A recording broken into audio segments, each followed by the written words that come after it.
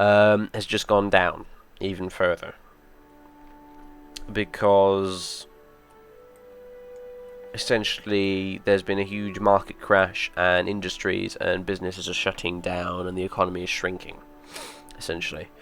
Our national descent has also been changed by plus 5%, which is a fair amount considering we're already at 42, which is horrendous.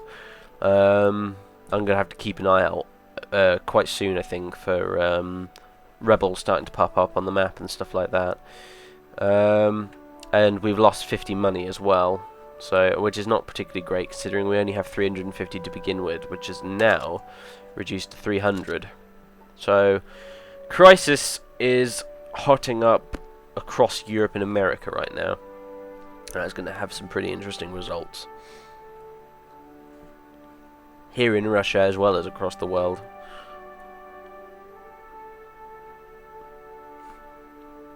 Hopefully we should get another event soon. A lot of this game, I must admit, especially during peacetime, the bulk of the game is taken up with war, since that's how it was sort of essentially designed, but a good deal of this game will involve... Oh, right, there you go. What did I tell you? There's a revolt happening in Surovikino, but it's okay because we already have some divisions of infantry there, but I think because we're still at very low strength, I'm actually going to reinforce that with a few other divisions just to make sure we crush the rebels without any trouble. If you open this here, you can see the battle going on. It's nothing fancy, I'm afraid, like a total war game or anything like that. This is all you get in terms of a battle. You have your units at the side here, the enemy units at the side there, and a little bar here showing you how the battle's going, which shifts left and right depending on who's winning. And a bunch of different effects going on at the side, at the bottom, at the top rather, bottom side, whatever. It's the same difference, right? Telling you like what's going on, all the effects on the battle. Anyway, in the meantime, we have more events. Extending power. The authority of the government is barely felt beyond Moscow and St. Petersburg. To be effective, we must extend our power either through granting our authority to existing institutions or creating new ones. How best should we do this? We can either officially recognize the Soviets and the village communes. And Soviets, by the way, for those who don't realize, Soviet in Russian literally means council. The Soviets, originally, this is why the Soviet Union was called the Soviet Union, is because Soviets were workers' councils, which unified in a union to make the Soviet Union. That's why it's called that. So Soviets in this does not mean Russian people, it means workers' councils. So if we can officially recognize the Soviets and village communes that exist already, which will send us towards the left of the political spectrum, essentially, we'll be moving towards socialism. We can reinstitute the Zemstva and work through local elites, which is the sort of the czarist way of doing things. Or we can create a new bureaucracy and govern from the centre, which will be absolutely freaking catastrophic for the simple reason that our national descent from clicking that will increase by 25%, which will push us over the 50% mark, which will nothing short of throw Russia into civil war. So we're not, definitely not going to pick that. Reinstituting the Zemstva will be unpopular as well, increase our national descent, not by as much as the other one, but it will increase it by 10%, which again, can't afford at this point, at all. That'll bring us up to 57% descent, which is terrible. So what we're going to do is we're going to officially recognise the Soviets and village communes, which will decrease national descent by 10%, which is brilliant. It will move us towards socialism, however, and communism, which it's probably worth pointing out at this point is basically my ultimate goal. I'm going to, and you do have the option to do it as well, which is brilliant, essentially recreate the Soviet Union for a whole bunch of reasons, mainly because instituting a communist government in Russia is the easiest and most efficient way to rebuild the country in terms of game mechanics. To rebuild the country and increase your industrial capacity and all sorts of things like that as quick as possible. But also because well, for me, for some reason, the idea of Russia in the 20th century being anything other than communist in terms of a Soviet Union just seems very bizarre to me, actually. So yes, if Russia isn't red on the map, it seems a little odd.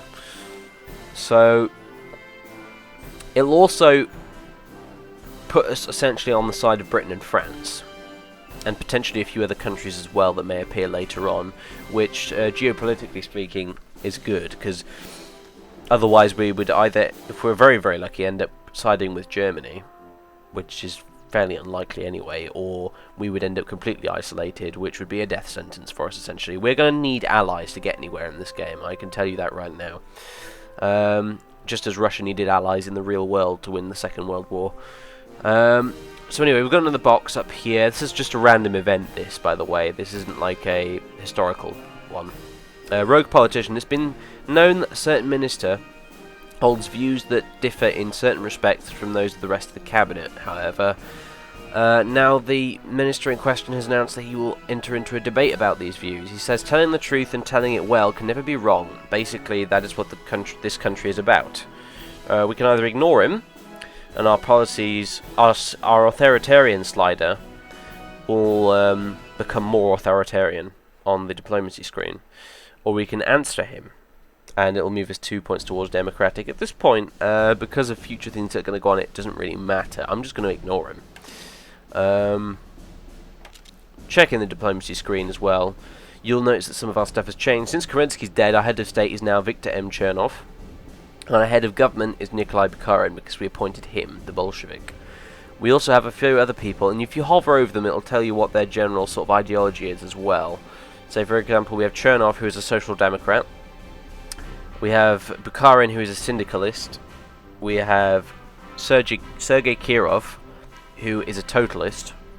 We have Nikolai Sukhanov, who is a radical socialist, a totalist, radical socialist, syndicalist, etc., etc. You get the idea. It's all based on the sliders here and events that pop up. So, anyway, let's unpause it again and get going. Basically, just wait for something to happen. I am going to be doing a lot with this Let's Play. I will be off-screening a few particularly long sections of the game if it sort of drags on for a bit and there's nothing really happening. Another event, as soon as I say that.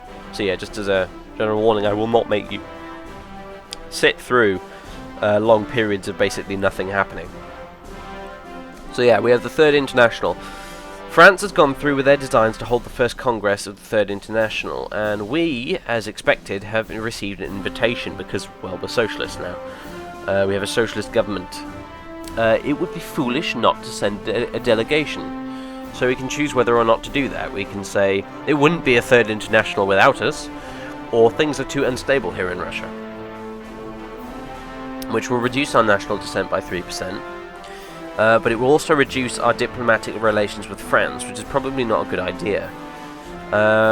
So we're going to send a delegation to the Third International. The International, in case you didn't know, was like a international meeting of communists and socialists in real life, where they sort of got together and discussed communist and socialist things. All the more important, of course, in this scenario, because, well, you've got all these different countries that are socialist, like southern Italy down here and France and Britain and stuff like that. Originally, the main country involved was basically just Russia in real life, because they were the only communist country at this point in history. Not so here. The United Provinces has been annexed. Really? Right, I see, so...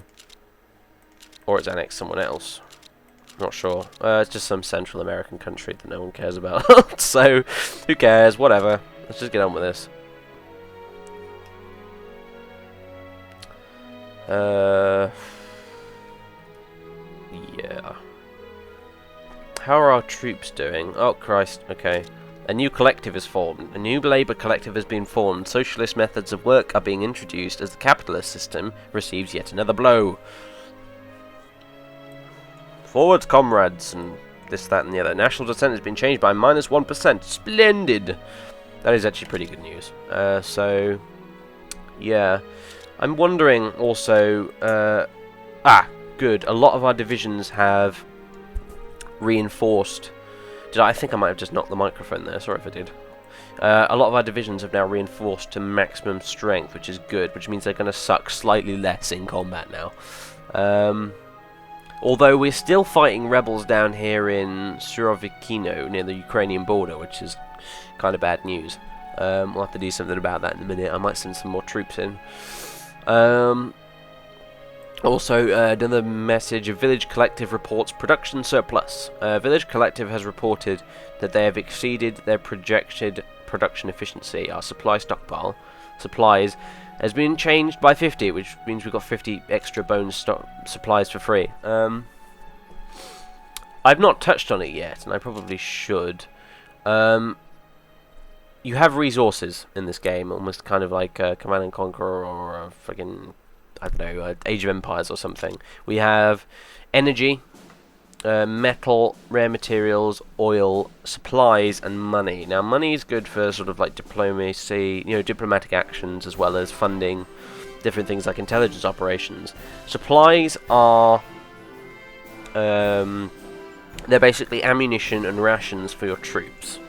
If you've not got enough supplies, your troops will not have enough ammo or enough food or anything like that to keep them going, and they will stall, their advance will stall, and they will be easily defeated in battle. So it's always good to have lots and lots of supplies. In fact, it's good to build up a big stockpile of the stuff, so that in case you get to a point where your production of supplies is going downhill, you still have a big stockpile of them you can fall back on, in case that happens.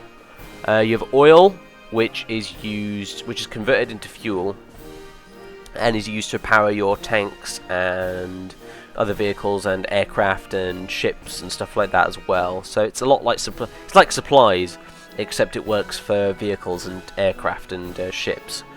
Rare materials is used for basically the production of planes and tanks, as well as for the production of supplies. Metal, again, used for the production of ships and tanks mainly, and energy is used for making everything else, as far as I can tell anyway. It's the easiest acquired resource. It's used for your factories, essentially. Your factories use energy when they build stuff. So yeah, anyway, that's how the resources work, since I didn't already touch on that before. Another multiple choice. Box. Investing in the future. With the new regime established, the central government has been given means to stimulate economic growth according to current needs. We can encourage railroad construction, which will lose 30 money. Our supply stockpile will lose 150 points. Metal will lose 150 points. But we will also get added infrastructure bonuses in 3 different provinces. We can encourage hospital and school production, which will decrease national dissent. We can increase military production, which will increase national dissent, but will also give us a bunch more supplies. Or we can promote a stable balance growth, which will increase infrastructure in a province and reduce dissent. What I'm going to go with is encourage the production of hospitals and schools, because it's kind of important, really, and we really need the national dissent reduction from that, to be honest. So we'll go with that.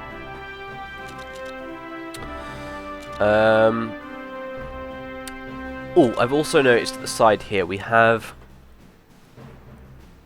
we have a few things at the side here when you open the decisions tab. Now, decisions are interesting things. They've been added in Darkest Hour as opposed to the original Hearts of Iron. What basically they are, they're kind of like the event boxes you get that pop up every now and again, like we just had. However, these ones are totally optional, as in you don't actually have to make them happen at all. For instance, an example here would be a purge of the army, where basically we can choose to click this. It brings up a box whereby we can choose to purge the army by forcing the disloyal and unreliable officers in our army to resign.